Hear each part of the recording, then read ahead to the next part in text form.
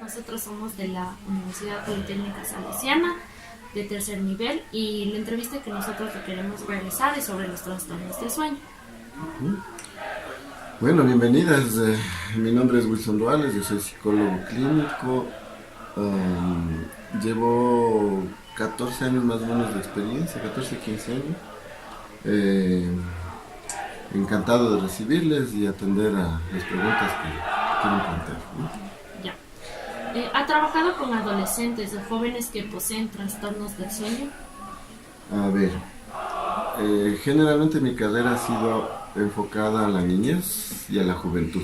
Estos últimos 10 años ha estado una combinación de todo, ¿no? Es decir, trabajando niños, adultos y jóvenes, en donde los trastornos del sueño, yo diría, en mi experiencia no es muy común, ¿no? Cuando trabajé con niños, de alguna manera se podría pensar que sí hubo cierta incidencia de esta patología.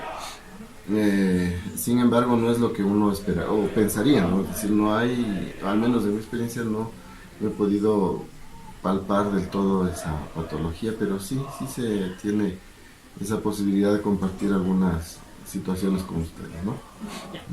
¿Cuáles son las causas principales para que se presenten los trastornos del sueño en adolescentes y jóvenes? A ver, las causas principales como trastorno, o más bien dicho, para el aparecimiento del trastorno, yo entiendo que están asociadas con condiciones de ansiedad y de depresión, ¿no? Es decir, diríamos que es una causa psicógena la que genera este trastorno. En la medida en que el ser humano no logra, yo diría, desatar o resolver complicaciones emocionales, llegando a cierto nivel de ansiedad, podría tener la presencia de sintomatología respecto de trastornos del sueño, ¿no? ¿Cuáles son los principales síntomas que encuentra usted en sus pacientes? A ver, les voy a contar una situación así particular primero, ¿no? Es decir, en el entorno militar, a propósito del proceso de formación, son chicos que en primer año están entre 17 y máximo 20 años, ¿no? Lo que implica que al ingresar a la escuela, ellos se someten a un cambio de vida radical. Y ese cambio de vida genera una serie de manifestaciones emocionales. Y esas situaciones emocionales están relacionadas con lo que se conoce como desarraigo, ¿no? Y el desarraigo genera entre estados de depresión y ansiedad, ¿no? Y fue un caso, diría yo, curioso, porque no es lo común, o al menos no nos refieren, ¿no? Comúnmente, pero fue un caso en el que el mismo joven me reportó, diríamos así, o me comentó de que se levantaba en las noches, ¿no? Y caminaba y daba disposiciones o respondía a disposiciones militares, ¿no?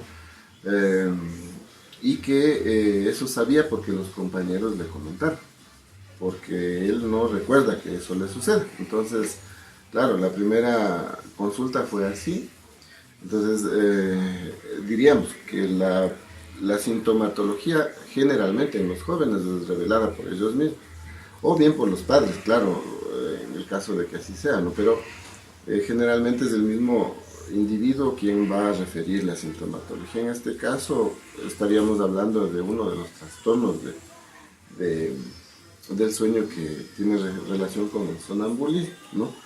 Entonces, ¿qué es lo que sucede? Que se levanta en la noche, en determinada etapa del sueño, ¿no? Si no estoy mal, intentando ser lo más preciso, es en la etapa del sueño REM, ¿no? Que se da este fenómeno. Entonces se levanta, camina, esto puede durar entre 10 a 20 minutos, más o menos, ¿no? Que podría estar deambulando y si nadie se percata, pues obviamente esa persona podría caer en algún tipo de riesgo. Puede inclusive hablar mientras está deambulando y y luego despertar en un lugar que no era donde se acostó. Entonces eso le genera desorientación, le genera preocupación y por eso acude, ¿no? Que le puede pasar varias veces y resulta que eso genera preocupación y por eso acuden a la consulta. Eso en el caso específico del sonambulismo, ¿no? Pero hablando de los diferentes trastornos, en realidad la sintomatología es relacionada a propósito de la calidad, diríamos, de la cantidad o del ritmo del sueño, ¿no? Es decir, duermo mucho, duermo poco o duermo de manera irregular, entonces eso no me facilita, ninguna de esas situaciones me facilita a mí el descanso que necesito.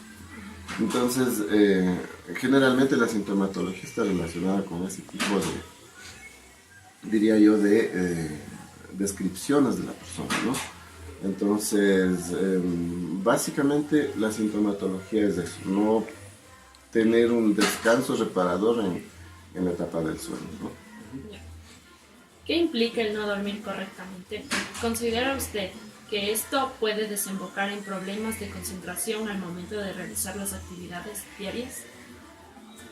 A ver, de las implicaciones, yo diría, más graves de no dormir, incluso se lo asocia con el infarto, ¿no? Es decir, persona que no duerme bien puede tener un grado de alteración, ¿no?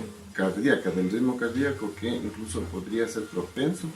No es que el insomnio o algún trastorno del sueño podría generar el infarto, pero la condición fisiológica a propósito de no descansar con el sueño puede alterar el ritmo cardíaco, ¿no? Entonces podría llegar al infarto.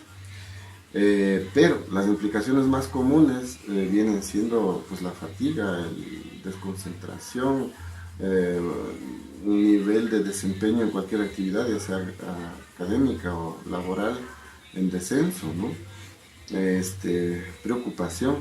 El tema de que la persona no duerma, por ejemplo, genera angustia, ¿no? Es decir, intento, me esfuerzo, hago de todo, pero no logro dormir. Entonces los niveles de angustia se elevan y obviamente la capacidad de poder conciliar el sueño se minimiza, ¿no? Es decir, cada vez es menor la capacidad de hacer. ¿Considera que la rutina del paciente influye en la conciliación del sueño? La rutina, es decir, una dinámica, ¿no es cierto? Es decir, sería una de las causales, ¿no? Una de las causales porque se entendería que en la medida en que yo tengo un cierto orden de hacer las cosas, especialmente al inicio y al fin del día, me puede dar como cierta posibilidad o cierta garantía de que no se me altere ningún proceso, yo diría incluso fisiológico o psicofisiológico, ¿no? Sí tiene que ver y justamente les comentaba a ustedes antes de la entrevista, ¿no? Que la condición de los alumnos, de los estudiantes de aquí de la escuela militar, es precisamente eso, una muestra o una especie de evidencia, ¿no? De que cuando se te altera tu rutina o la dinámica de hacer las cosas, podría alterarse también, obviamente, otro tipo de aspectos vitales. En este caso, los cadetes, por ejemplo, duermen, yo diría, entre 5 y 4 horas, ¿no? Lo que ya de por sí determinaría que pudiera tener alguna consecuencia en el día, ¿no? Eso hablando de una persona que lo haga una noche, pero los cadetes se someten a esto prácticamente los 4 años de formación, pero con mayor intensidad y obviamente con más efectos o impacto, más bien dicho, es los 3 primeros meses de estar aquí. Ellos duermen menos de las 4 horas en ciertas ocasiones, ¿no? Entonces, si eso sucede, significa que vamos a tener una alteración, no en el sueño de la noche, pero sí vamos a tener dificultades en el día, ¿no? Es decir, lo que se les altera a ellos, o más bien dicho, una vez alterada la dinámica del sueño, la rutina del sueño, se les altera la rutina y la dinámica diaria, ¿no? Entonces, no sé si del todo responde la pregunta, pero de alguna manera procuro graficar, ¿no? El hecho de que si duermo menos, se me altera mi rutina. Y si yo altero mi rutina y esa rutina hace que duerma menos, voy a tener dificultades relacionadas con el sueño. No sé, probablemente llegando incluso a presentar trastornos, ¿no? O patología relacionada con el sueño. Claro. ¿Qué recomienda usted para una buena higiene del sueño? A ver, pues ya decíamos, ¿no? Un poco el orden en las cosas, al menos en los previos de ir a la cama, a dormir.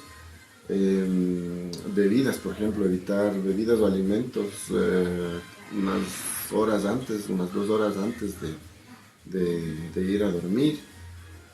Muy por el contrario de lo que se pensaría, ¿no? Por ejemplo, aquí en la escuela militar hacen mucha actividad física y sí, eso provoca cansancio y el cadete llega y no termina de acostarse y está dormido, ¿no? Pero es a propósito de otras cuestiones, más bien fuera del ámbito militar yo diría que es todo lo contrario, es decir, no se recomendaría hacer ejercicio, ¿no? Es decir, hacer ejercicio para acostarme cansado y conciliar mejor el sueño, más bien no todo lo contrario, pero al menos evitar unas 4 horas antes, ¿no? Porque de lo que yo entiendo, el cuerpo procesa la actividad física fisiológicamente y psicológicamente en 4 horas más o menos, ¿no? Y de ahí puedo volver a hacer actividad o no, pero el tema es que si es antes de ese tiempo, es como que no está mi regulación cardíaca en el tono que necesito para poder descansar, ¿sí?